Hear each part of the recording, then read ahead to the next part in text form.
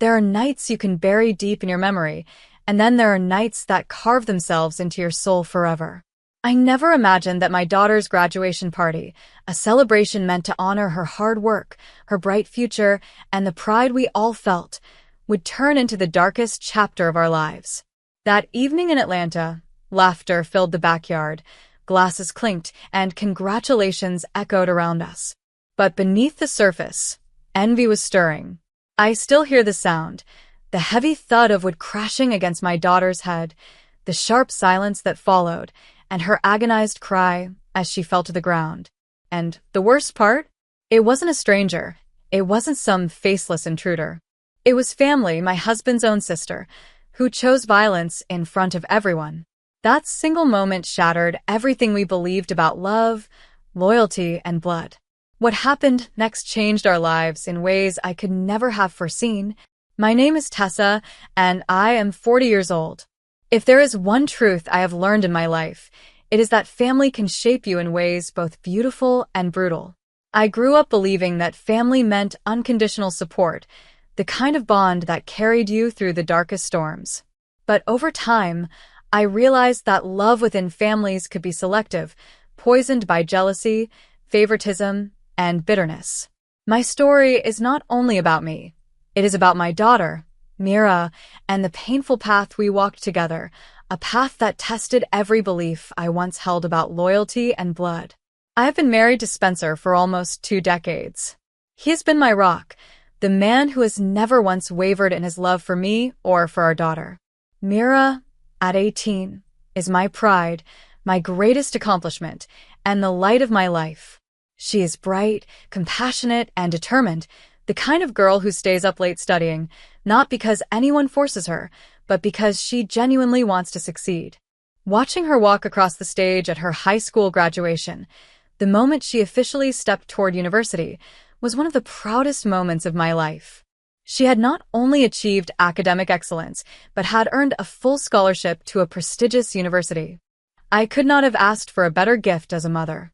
My side of the family, my parents Carla and Franklin and my younger brother Marcus, have always been supportive. They were present through the hard times, the sleepless nights, and the struggles that came with raising a child. But the same could not be said about my in-laws. Spencer's parents, Helen and Victor, had a way of making me feel like an outsider from the very beginning. They favored Spencer's sister, Skylar, as though she could do no wrong, no matter how reckless or cruel her behavior might be.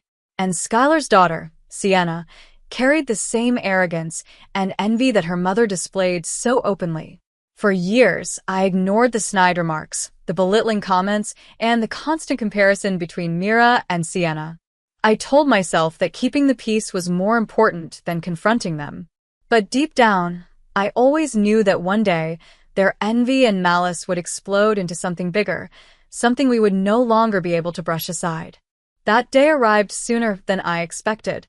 What should have been the happiest celebration of Myra's life, the night of her graduation party, turned into the moment my illusions about family shattered forever. I can still feel the air shift in my chest when I think about it. The morning of Myra's graduation felt like the sun itself had risen just for her. I woke up earlier than usual, nerves buzzing through me, and found her already awake, sitting by the mirror, smoothing her gown with hands that trembled slightly. She wasn't trembling because of fear. She was trembling because of excitement, because years of hard work had finally brought her to this moment. I stood in the doorway, watching her, and my heart swelled with so much pride that it hurt. For 18 years, I had poured every ounce of love I had into her, and now I was watching her step into the future she had earned for herself. The ceremony took place in a packed auditorium at her school in Atlanta. Families filled the rows, dressed in their finest clothes, holding flowers and balloons, and waving at their children on stage. I sat between Spencer and Marcus, gripping the program tightly, my eyes never leaving Mira as she walked confidently across the stage. When they called her name, Mira Thompson, valedictorian, the applause was thunderous. I could see Carla and Franklin standing and clapping, tears streaming down their faces. Even Spencer, who rarely shows emotion in public, wiped at his eyes. That moment was not just Myra's victory, it was ours. Her speech as valedictorian was everything I knew it would be: graceful, heartfelt, and wise beyond her years. She thanked her teachers, her friends, and, to my astonishment, she looked straight at me and said, "To my mom, who taught me that no obstacle is too great if you fight for what you believe in, you are my role model." My chest tightened, and I felt tears run down my cheeks as the audience erupted into applause. She had no idea how deeply those words would stay with me, especially when everything fell apart later. But even on that perfect day, I noticed the shadows. Skylar sat stiffly in her chair, her lips pressed into a thin line. Sienna slouched beside her, scrolling through her phone with little interest, clearly unimpressed. Helen and Victor clapped politely, but their eyes never softened. They couldn't hide their resentment, not even during such a milestone. It was as though Myra's achievements only reminded them of their own daughter's failures, of how Sienna barely managed to scrape by. Still, I refused to let their bitterness ruin the day. After the ceremony, we took photographs, laughed together, and Mira held her diploma like it was the key to the future, and in many ways it was. For that brief time, I let myself believe that joy could overshadow envy. I couldn't have imagined how quickly that illusion would break when night fell and the celebration moved to our backyard. That evening, our backyard in Atlanta transformed into something magical. String lights glowed warmly above the patio, casting a soft golden hue over the tables draped in white cloth. The air was thick with the scent of barbecue and sweet peach cobbler, and a playlist of Myra's favorite songs played gently in the background. Neighbors, friends, and family filled the yard, their laughter mingling with the summer breeze. For one night, our home became the center of celebration, a place where Myra's hard work and bright future were being honored. The centerpiece of the party sat on a rustic wooden cake stand, almost a foot tall, the same one Spencer and I had rented for the occasion. On it stood Myra's graduation cake, white frosting with blue trim, topped with tiny edible books and a fondant graduation cap. It wasn't just a cake, it was a symbol of everything she had accomplished. Guests took photos of it, some even joking that it looked too perfect to cut.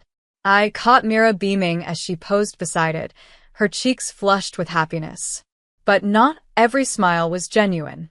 Out of the corner of my eye, I noticed Skylar leaning toward Sienna, whispering something sharp.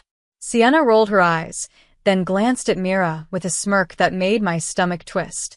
Helen and Victor hovered near the food table, greeting guests with polite words but cold expressions. It was as if they were performing a role for the outside world while their real thoughts seeped through every glance in Myra's direction. Still, Mira remained blissfully unaware. She floated from one group to another, thanking people for coming, laughing at old stories, hugging her grandparents, and making everyone feel welcome. She carried herself with a grace that only made her stand out more, and I couldn't help but wonder if that very grace was what stoked Skylar and Sienna's resentment. As dusk settled, speeches began. Marcus spoke first, praising Myra's determination and calling her the pride of our family. Carla and Franklin followed with heartfelt words, their voices breaking as they expressed how much Mira meant to them. Finally, Spencer raised his glass, his voice steady but filled with emotion, to Mira, who has shown us all what it means to persevere. May your future be even brighter than this night. Cheers erupted, and glasses clinked. But even amid the celebration, I felt something shift.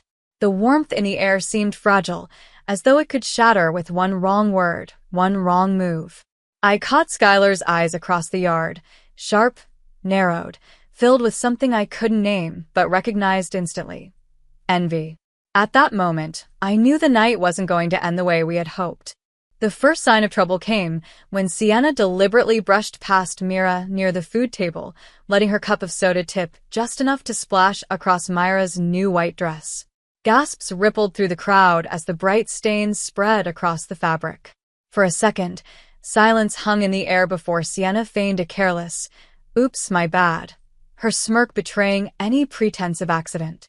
Mira, ever composed, grabbed a napkin and dabbed at her dress. "It's fine," she said softly, her voice steady.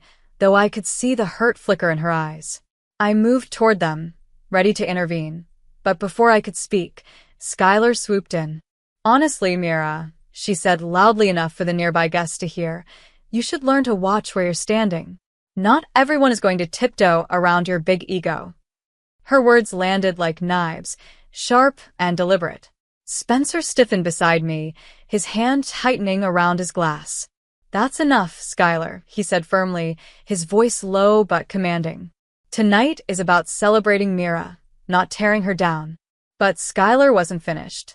She stepped closer, her eyes flashing. "Celebrate her? For what? For pretending she's better than everyone else? My daughter has been working just as hard, but of course no one notices that. All eyes are on Mira because that's how it's always been.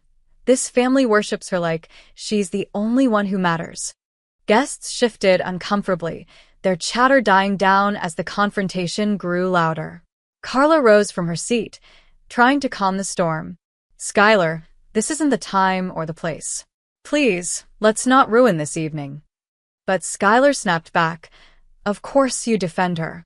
You've all been brainwashed into thinking Myra's some golden child." Mira finally spoke, her voice shaking but firm. "I never asked to be compared to anyone, especially Sienna. I worked hard for what I achieved. That doesn't take away from anyone else's accomplishments." Sienna scoffed. "Accomplishments? You think being top of the class makes you some kind of queen? Please, you just got lucky." Marcus, unable to hold back, stepped in. "Lucky? Mira earned every bit of what she has.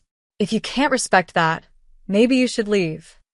The crowd murmured, divided between shock and sympathy. Helen and Victor chose that moment to speak, their voices dripping with disdain. "Marcus, you're out of line. Skylar is right. This constant spotlight on Mira has created division in the family. Maybe tonight proves that balance is needed." Spencer turned to his parents, anger flaring in his eyes. "Balance? You call humiliating my daughter balance? She deserves recognition for her success, and if you can't support her, maybe you're the ones who should leave." The air grew tense, heavy with hostility. Neighbors whispered, phones discreetly lifted to record, and I felt my stomach knot with dread. This was no longer a small argument, it was a public unraveling. I looked at Mira, her face pale, her hands trembling as she tried to hold her ground. I could sense it, the boiling envy, the simmering rage, and I knew something terrible was about to happen. The shouting had reached a fever pitch, and I could feel the weight of dozens of eyes on us. Guests who had been laughing minutes earlier now stood frozen, as if the party had turned into a stage play no one wanted to see, but couldn't look away from. Skylar's face flushed red, her fists clenched at her sides, and I recognized that dangerous edge in her expression. For years I had seen the envy, the bitterness simmering beneath her surface, but in that moment it broke free like fire through glass. Mira tried to turn away, to retreat toward me, but Skylar wasn't about to let her escape. She lunged forward, shoving the cake table so hard that the delicate graduation cake toppled sideways. Gasps filled the air as frosting smeared across the tablecloth. Skylar's eyes locked on the heavy wooden cake stand that had held the cake, a rustic piece, solid and round, nearly a foot across. With both hands, she seized it. "Skylar, don't." Spencer's voice thundered across the yard, but it was too late. Skylar lifted the stand high above her shoulder, her knuckles white with rage, and in one horrifying motion, she swung it down. The thick slab of wood crashed against Myra's head with a sickening thud. The sound echoed louder than the music, louder than the chatter, louder than anything else in the world. Mira screamed and staggered backward, her legs giving way beneath her. The backyard erupted into chaos. Someone shrieked, someone else shouted to call 911, and guests scrambled in every direction. I was at Myra's side in seconds, dropping to my knees beside her as she lay crumpled on the grass, clutching the side of her head. Blood trickled through her hairline where shards of splintered wood and frosting clung together in a grotesque mixture. My hands trembled as I pressed a napkin to her wound, my voice breaking as I whispered, "Stay with me, baby, stay with me." Spencer rushed to us, his face contorted with fury and fear. He barked at Marcus. "Call 911 now." Marcus already had his phone to his ear, shouting into the receiver for paramedics and police. Carla and Franklin tried to shield us from the crowd, their arms outstretched as if to keep the onlookers from closing in. Meanwhile, Skylar stood motionless, the cake stand still in her hands, her chest heaving. For a moment, she looked almost stunned by what she had done, but then her defiance returned, her chin jutting out. "She deserved it," she screamed, her voice shrill. "She thinks she's better than everyone, but she's not." The silence that followed was heavier than the strike itself. Guests stared at her in disbelief, phones recording, whispers spreading like wildfire.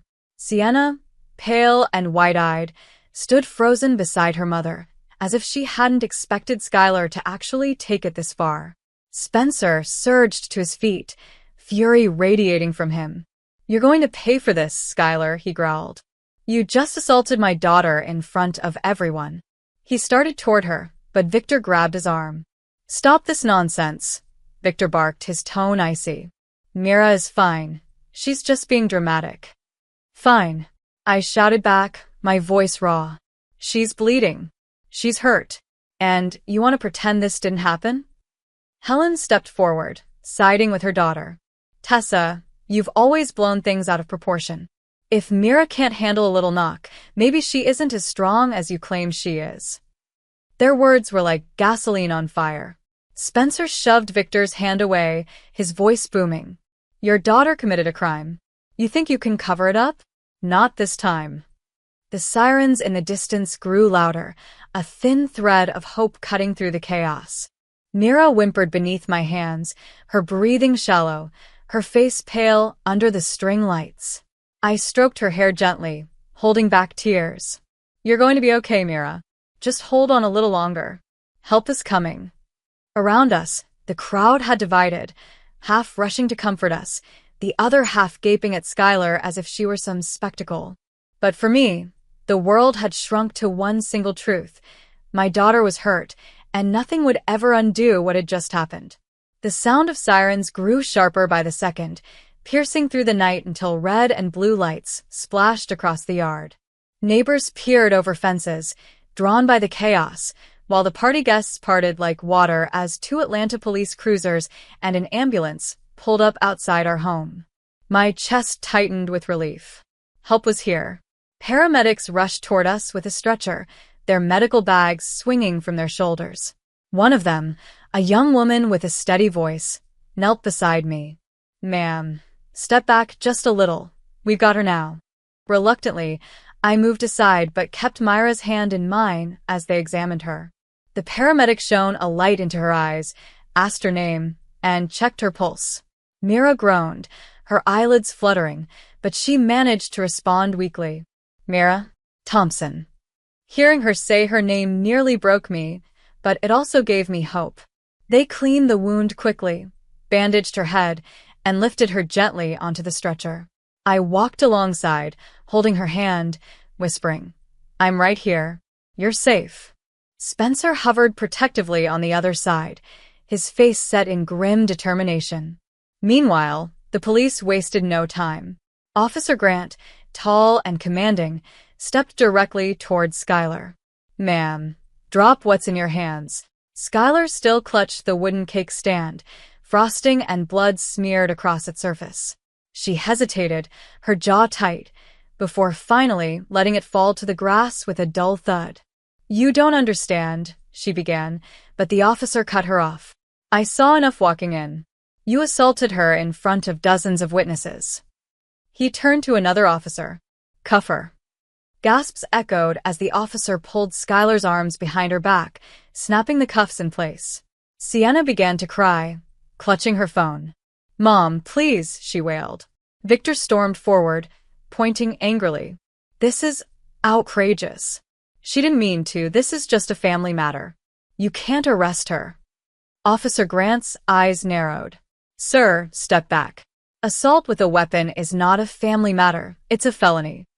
Helen shrieked, "You have no right." She was provoked. Spencer stepped in, his voice low but cutting. Provoked? My daughter is lying in an ambulance, bleeding, and you want to call it provoked? Enough. Several guests came forward to give their statements. Marcus handed over his phone with a video he had recorded, capturing the moment Skylar swung the cake stand. Another guest offered her footage too. Officer Grant nodded. Thank you. These will be important pieces of evidence. The scene grew heavier when one officer turned to Sienna. We need to speak with you as well. There are reports you started this incident. Sienna's tears turned to anger. It wasn't me. Everyone always blames me. Still, they escorted her aside to take her statement. As the ambulance doors closed, I looked at Skylar through the flashing lights. Her face twisted with defiance, but for the first time, I saw fear flicker in her eyes. I climbed into the back of the ambulance beside Mira, Spencer right behind me. As the siren wailed and the vehicle pulled away, I pressed my hand over Myra's and whispered to myself, this was not the end. It was only the beginning of a fight for justice. The ride to the hospital felt endless, even though the ambulance sped through the streets of Atlanta with its siren blaring. I sat on the bench beside Mira, clutching her hand tightly, my knuckles white from the grip. The paramedic adjusted the bandage on her head and monitored her vitals. She's stable, he reassured, but we need to rule out a concussion and internal bleeding once we get her to the ER. Stable. That word became my lifeline, something I repeated silently to keep myself from unraveling. When we arrived at Grady Memorial Hospital, the paramedics wheeled Mira straight into the emergency department. Spencer and I trailed behind, helpless as doctors and nurses swarmed around her. They ordered scans, ran tests, and spoke in medical jargon that I struggled to follow. All I could do was watch through the glass panel as they worked, feeling like my heart was trapped on the other side of that door. Marcus arrived within the hour with Carla and Franklin. My mother's face was pale, her hands trembling as she reached for me. She's strong, Tessa, she whispered, pulling me into a hug. She's going to get through this. For once, I believed her. Finally, a doctor emerged, clipboard in hand. His expression was professional, but kind. Your daughter has a scalp laceration that required several stitches. The CT scan shows no skull fracture, but there is a mild concussion. She'll need to stay overnight for observation, but her prognosis is good. With rest and monitoring, she should recover fully. The relief that washed over me nearly buckled my knees. I closed my eyes, whispering a prayer of gratitude. Spencer squeezed my shoulder, his own eyes glistening. She's going to be okay, he murmured, as though saying it aloud made it real. They let us in once she was settled in a hospital bed. Mira lay there, pale but awake, her eyes fluttering open when she heard my voice. Mom, she whispered weakly. I leaned over, brushing her hair back carefully. I'm here, sweetheart. You're safe now. Tears filled her eyes, but she smiled faintly, and in that moment, I knew her spirit was still unbroken. The doctor handed us a written medical report, detailing the injuries, treatment, and the cause of trauma. Keep this safe, he advised. It will be important for the investigation. I folded it carefully into my purse, the weight of justice beginning to press on my shoulders. This was no longer just about healing. It was about holding Skylar accountable for nearly destroying my daughter's future. The next morning, after a sleepless night by Myra's hospital bed, Spencer and I knew what we had to do. It wasn't enough to watch our daughter slowly recover. We had to make sure the people responsible for her pain faced justice.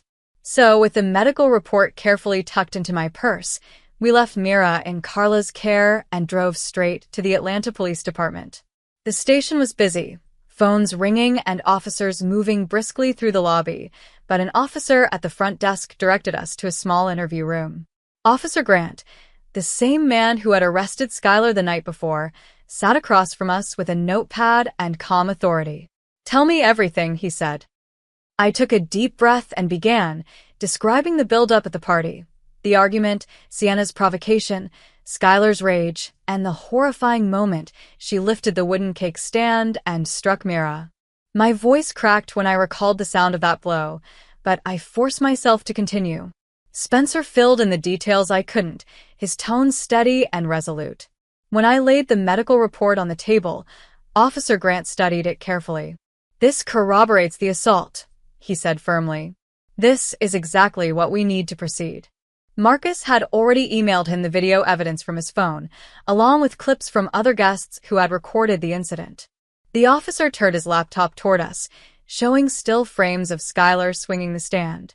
The proof was undeniable. "This isn't just assault," he explained. "It's aggravated assault with a deadly object that carries serious prison time in Georgia." He also asked about Victor and Helen's interference. Spencer described how his parents had tried to downplay the attack, even attempting to block him when he went after Skylar. The officer nodded. "We'll add obstruction charges. No one is above the law, family or not." Then he addressed Sienna's role. "Several witnesses claim she deliberately started the conflict. At minimum, she'll be investigated for instigation, and if intent can be proven, she may face charges as well." As the formal report was typed up, I signed my name at the bottom, my hand shaking not from fear, but from resolve. For the first time in years, I felt like I was reclaiming my voice. When we left the precinct, sunlight spilled over the city streets, and I inhaled deeply. Justice had been set in motion. Mira deserved healing, but she also deserved accountability. And I would see this fight through, no matter how long it took. The weeks that followed felt like living in a blur of appointments, phone calls, and endless waiting. Mira recovered slowly at home under doctor's orders, resting in her room while Spencer and I tried to create a sense of normalcy for her. But the looming trial was impossible to ignore. Each day brought us closer to facing the very people who had torn our family apart. When the trial finally began in downtown Atlanta, the courthouse steps swarmed with reporters. Cameras flashed, microphones extended, and voices called out our names. "Tessa, how is Mira doing? Do you believe Skylar will be convicted?" I shielded my daughter as we walked inside, her hand clutching mine. She was stronger now, her wound healing, but the scar still peeked beneath her hairline, a constant reminder of what had been stolen from her. Inside the courtroom, the atmosphere was heavy with anticipation. Skylar sat at the defense table in a tailored suit, her expression tight and defiant. Sienna sat behind her, avoiding eye contact with anyone, while Helen and Victor glared at us from across the aisle. Their coldness had only deepened, their loyalty to Skylar unshaken despite the evidence stacked against her. The prosecution wasted no time laying out the case. The videos played on a large screen, showing frame by frame how Skylar had lifted the wooden cake stand and brought it crashing down on Myra's head. Gasps rippled through the gallery, even though most had already seen the footage. The prosecutor emphasized that this was not a heat-of-the-moment accident, but a deliberate act of violence, fueled by jealousy. Then came the medical report.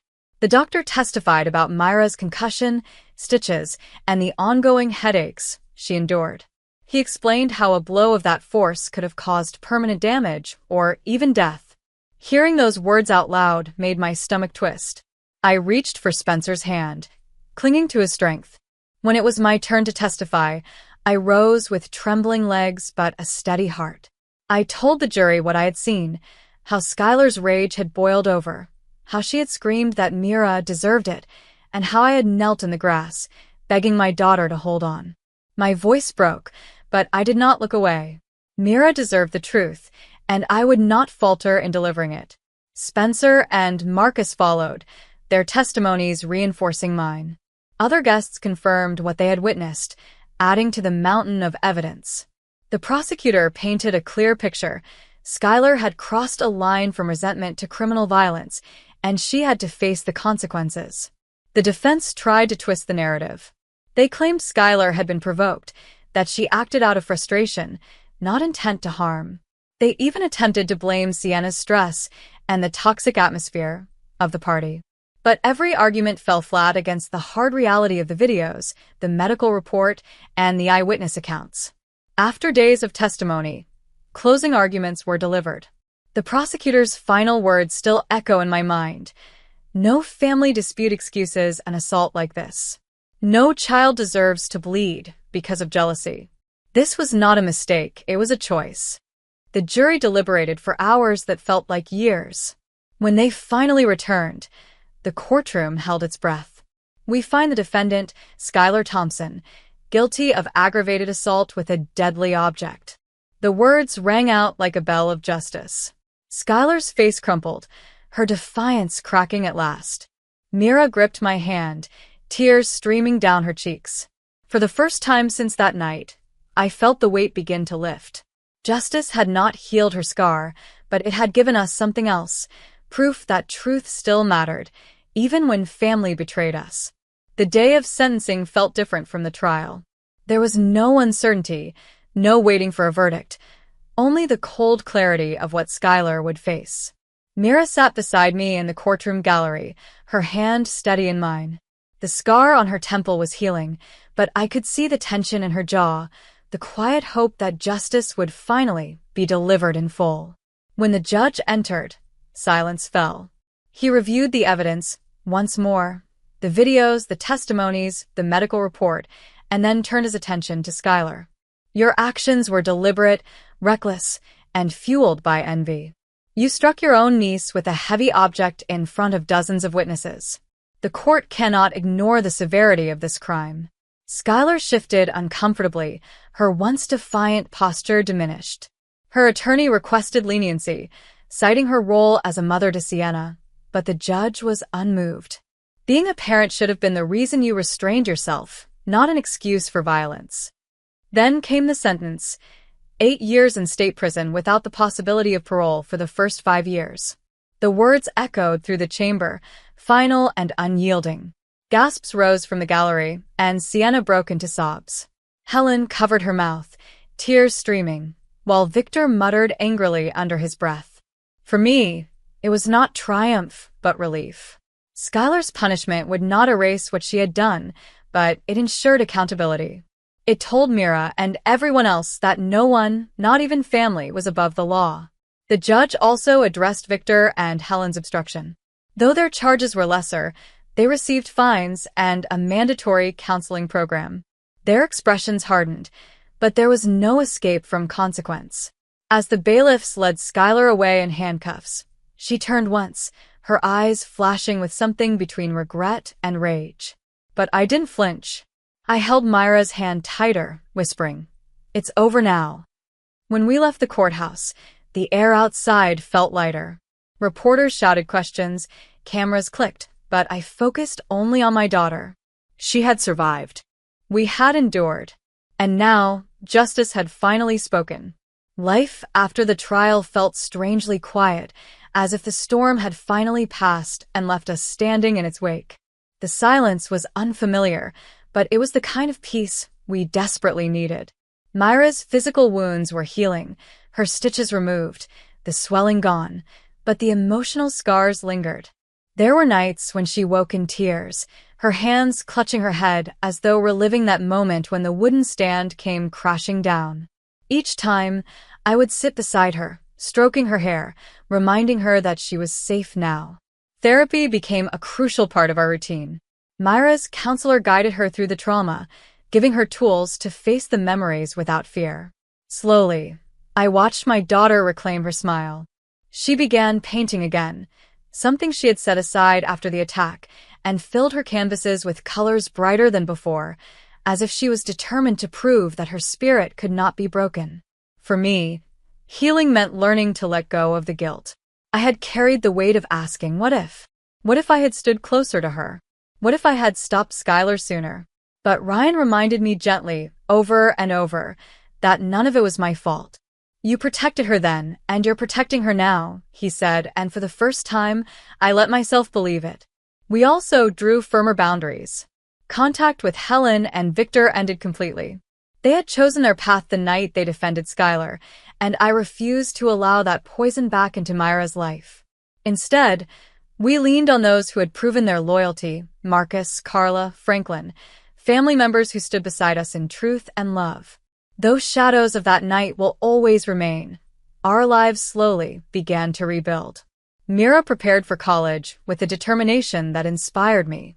We started making plans for a future not defined by violence, but by resilience. And in the quiet moments, I realized healing wasn't about forgetting. It was about moving forward with scars that proved we had survived. The 1-year mark arrived sooner than I expected, and with it came a sense of reflection I hadn't prepared for.